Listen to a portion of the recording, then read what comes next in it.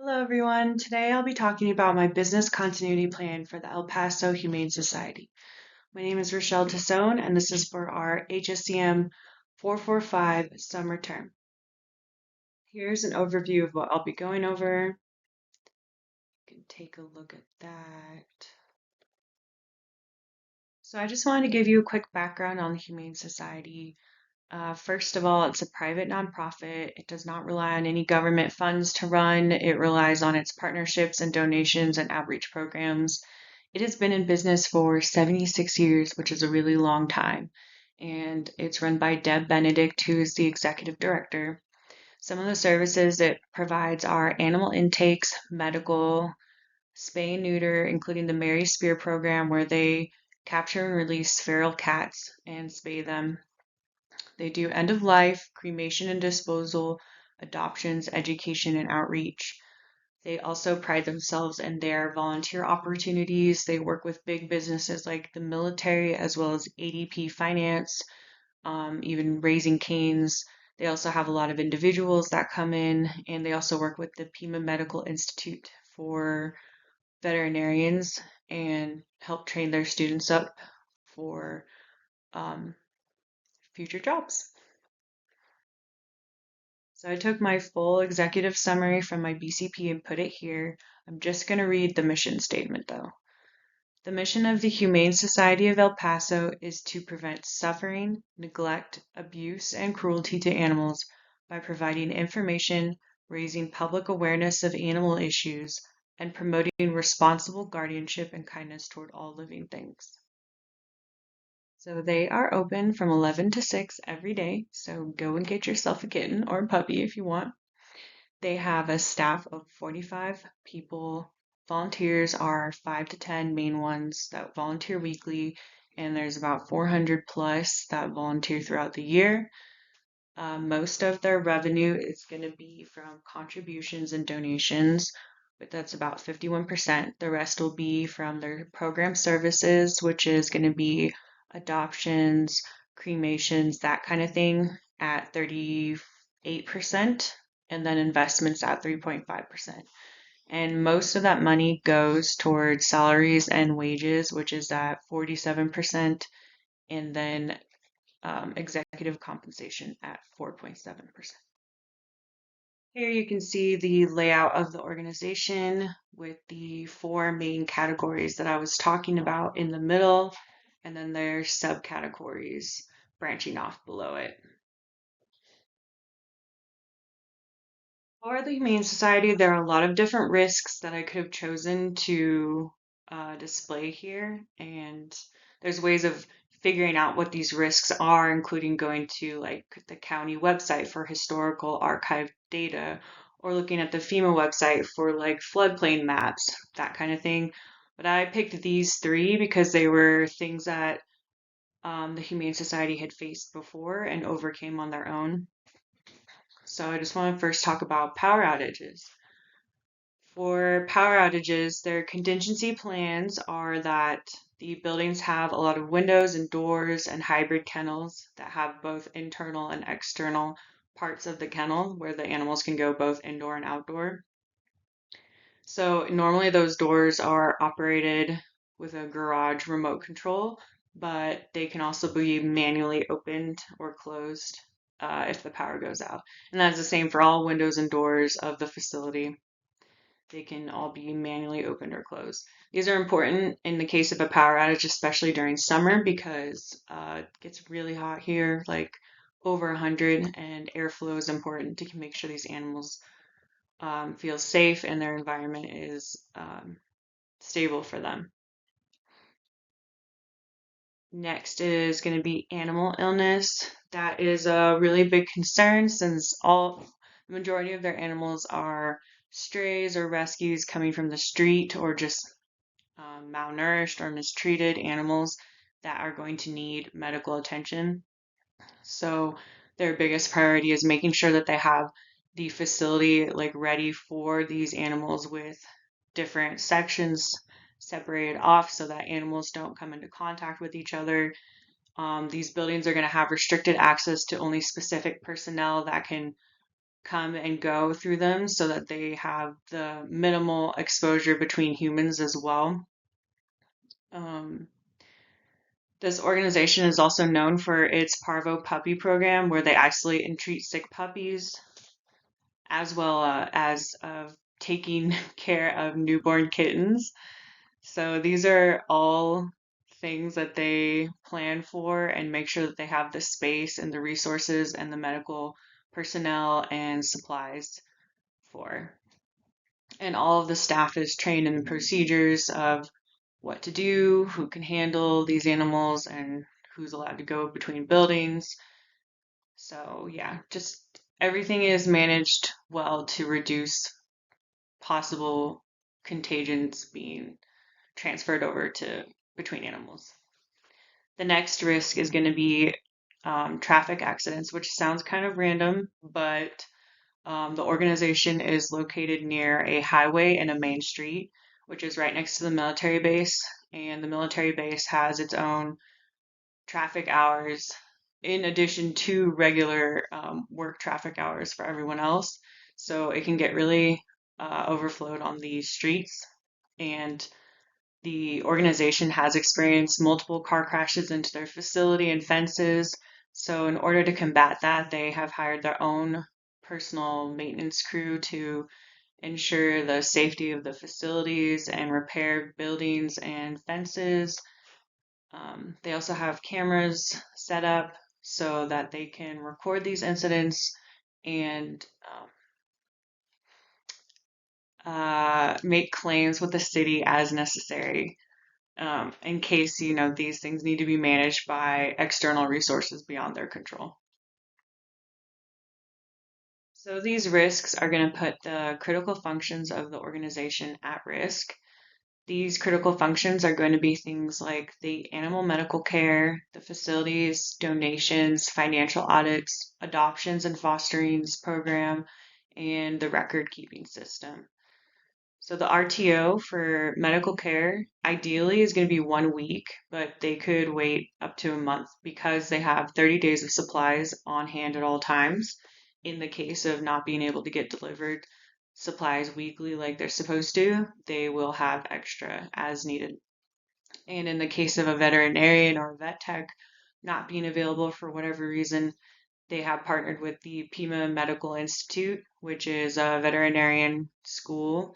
So they have volunteer options from there and staff that can help them out as well. For facilities, ideally their RTO would be 1 day, and max their RTO would be 1 week.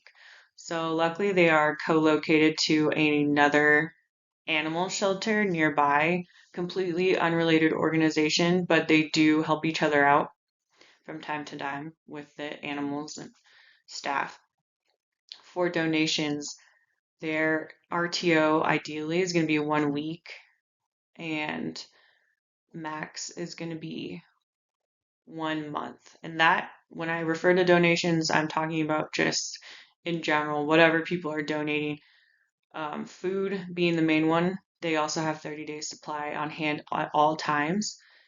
Financially, though, the organization is built to last for a year without any additional donations because they have 9 to 12 months of funds saved away for some sort of extreme crisis or emergency.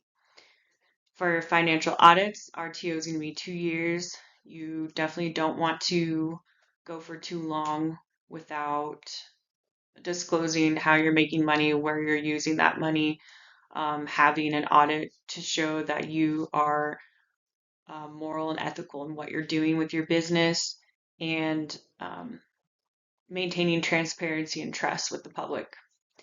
For adoptions and fosters, ideally, the RTO would be 1 week, and max RTO would be 1 year. So during COVID, the organization was shut down for an entire year without adopting any animals out. And though they are built to withstand keeping all the animals there for long periods of time with trainers and rehabilitative processes and medical personnel and, space for that.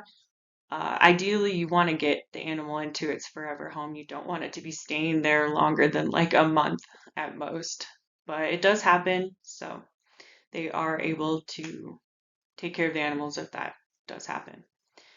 For record keeping, RTO is going to be ideally 1 week and max 1 month. So everything is kept on a cloud that it has restricted access between specific personnel, and then they have restricted paper copies in locked offices that are in elevated positions in the case of like a flood or whatever. So, okay, that was really long-winded, but let's move on to the next part of this slide, which is resource requirements. So 45 staff, 7 buildings, 18 workstations, and 18 laptops. You ideally want to have everything working at all times, but regarding like workstations and laptops, you can go without them for a while because everyone has personal phones and computers nowadays and they can work through that. And then for staff, probably the minimum would be 7, but you don't want that for very long either. So we just talked about critical resources and functions, but who is in charge of figuring out what happens in the case of an emergency? So I have 3 sections of teams broken down. The operational team is going to be your initial response team. It's going to be the people that work there day to day, usually have FaceTime with everyone. They can see the immediate crisis and make quick decisions about what needs to happen, but they need to communicate with the tactical team, which is going to be like the middle management team, who is going to ensure that the BCP is activated, and they're going to oversee the response teams and look at what resources are going to be needed for short term and long term. And then they will communicate to the strategic team, which is going to be higher management, who oversees the big picture and of response and recovery for the organization. They're going to identify what's going to work and what doesn't for future planning and operations. They're also going to communicate with the media, customers, stakeholders, and the board. That strategic team is going to be in charge of implementing these BCP plans by testing and training them and reviewing them yearly or however often they decide they need to do it. There's going to be a process. They're going to analyze, identify critical processes and activities, prioritize recovery focuses. They're going to design development of recovery and the resources needed. They're going to implement, they're going to create the BCP, start the initiation process of that. They're going to improve. They're going to look at what they've been doing. They're going to use reviews, audits, debriefs, and exercises to determine what works and what doesn't. And they're going to embed. They're going to train and raise awareness with all the staff members. So that is an overview of my BCP. I apologize for not having a good transition slide. I'm just going to jump into the next section. So for my BCP, I struggled with it initially for being overwhelmed about having the whole world to choose from for what organization I wanted to tackle. So how I did it was brainstorm with my family. They gave me good ideas to look into something like animal related or medical related to keep my interest going for it. And then once I identified the organization, I reached out in an email and a phone call and a walk-in to really get my point across that I really wanted to interview someone from specifically the Humane Society. And I was able to sit down with the director of finance, Robert Shammy, and talk to him for about 2 hours and then do a tour of the location. After that interview, I wanted to confirm some of his information that he gave me with other sources by going to the city of El Paso and like Texas websites and like nonprofit organization websites, that kind of thing. And then also compare that with some of our class materials and making sure that I'm getting the information needed for the BCP as well as like keeping the heart of what he told me about the organization within my material. So some of the challenges I faced while making this BCP was one, being overwhelmed, like I said. Another was feeling unprepared. When I went to interview Robert Shammy, I didn't fully understand some of the questions the BIA wanted, and so I wasn't able to redirect those into questions that he would be able to understand. Um, and then while I was with him, I didn't ask him enough questions. I also didn't ask Crystal enough questions when I was confused. Luckily, she has those lectures that we can go back and rewatch, because otherwise I definitely would have just guessed and stayed confused for some of the things that I was working through. And then I wasn't able to schedule a follow-up interview, which I was really disappointed about. It just never ended up happening. And then I wish I had managed my own time better. Their life and work gets in the way, and I just wish I had set aside more time to dedicate to more thoroughly understanding the material. So, what would I do differently? First is be more aggressive in trying to talk to people. Do not rely on others to pass along your message. Find that person, talk to them directly. Trust the class material and my intuition. It might not make sense now, but if I review the material, maybe something else will click. Definitely set aside more time for classwork. I know life and work gets in the way, but um, I just wish I had used a planner more or something. And then, of course, ask more questions so that I could understand everything better. But I'm not very good at these, but I hope everyone learned something from my presentation. Thank you for watching and have a good day.